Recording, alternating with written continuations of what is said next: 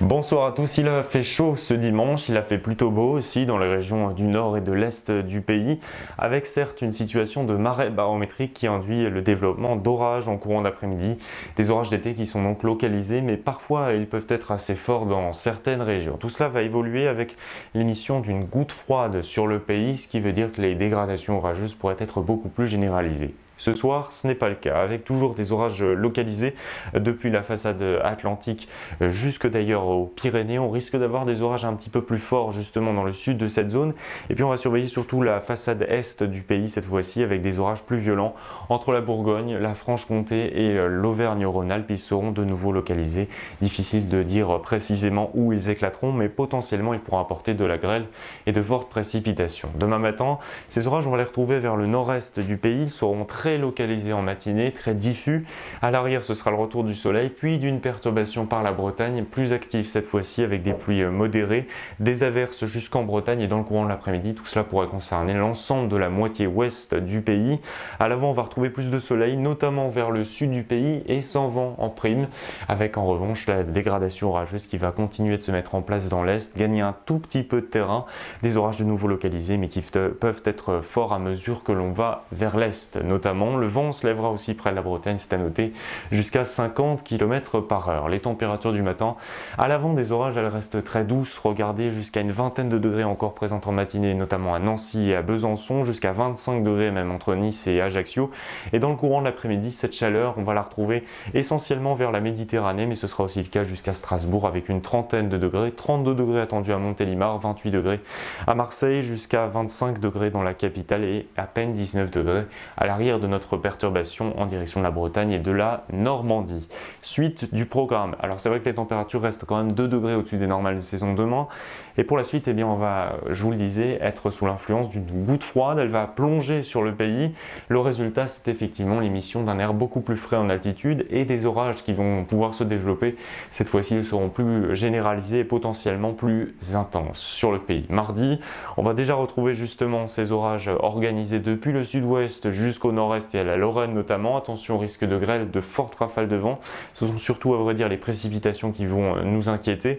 À l'arrière, ce sera le retour d'un ciel variable. Ce sera aussi le cas pour la journée de mercredi où le découpage sera plutôt inversé par rapport aux habitudes, avec des orages fortement pluvieux attendus sur l'ensemble du pourtour méditerranéen et bien au-delà.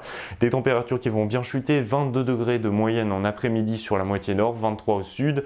Jeudi, c'est à peu près le même découpage. Les nuages seront plus présents cette fois-ci vers le nord-est de la France et il est difficile pour le moment d'établir une tendance pour la fin de semaine et le week-end, si bien que vendredi, vous voyez la carte, indique des averses sur une bonne partie du pays avec un ciel bouché.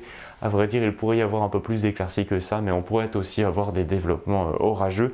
Et pour le week-end, la fiabilité est très mauvaise, mais il se pourrait qu'on ait le début d'un épisode méditerranéen, près notamment des régions Cévenol et du PACA, avec de fortes précipitations, localement des orages. Au nord, ce sera un peu plus calme et surtout les températures seront plus estivales qu'aujourd'hui. On est quand même au mois de septembre, ça devrait commencer à baisser. Allez, on part du côté du Japon à présent pour notre revue météo-climat, touché par le typhon Shan-Shan en équivalent catégorie 3, des vents à plus de 220 km/h qui ont balayé essentiellement la côte sud et est du pays du soleil levant. La côte ouest aussi a été bien touchée, mais surtout par les précipitations cette fois-ci, des pluies jusqu'à 400 mm qui se sont accumulées, une situation évidemment dramatique avec de très nombreuses inondations. D'ailleurs, plusieurs blessés sont à malheureusement répertoriés. Un sujet d'ampleur avec le réchauffement climatique qui pourrait s'accentuer dans les prochaines années avec des eaux plus chaudes. Et puis en ce jour de rentrée scolaire, en tout cas c'est demain, mais on va continuer de parler de vacances, je vous rassure, avec une question: peut-être avez-vous pris l'avion cet été? Si c'est le cas, vous n'êtes pas les seuls. Plus 13,9% d'augmentation du trafic aérien entre 2023 et la prévision pour 2024 dans le monde. Une mauvaise nouvelle évidemment pour le climat quand on sait que le secteur de l'aviation est un des plus émetteurs quand on parle de transport. Et j'en veux pour preuve ce tableau comparatif où on a simulé un trajet entre Paris et Marseille avec différents transports, et pour 3 personnes, eh bien on regarde Le bilan de CO2, 486 kg d'équivalent CO2 pour un voyage fait en avion, 7,5 kg d'équivalent CO2, donc beaucoup moins pour le train. Et puis l'intermédiaire, c'est la voiture. Elle est très souvent privilégiée sur l'autoroute du Sud avec 148 kg d'équivalent CO2. Maintenant, il y a une autre variable à ajouter et elle fait la différence. C'est le prix de ces différents trajets, avec une voiture 2 fois moins chère que le trajet en train et près de 4 fois moins cher que le trajet fait en avion.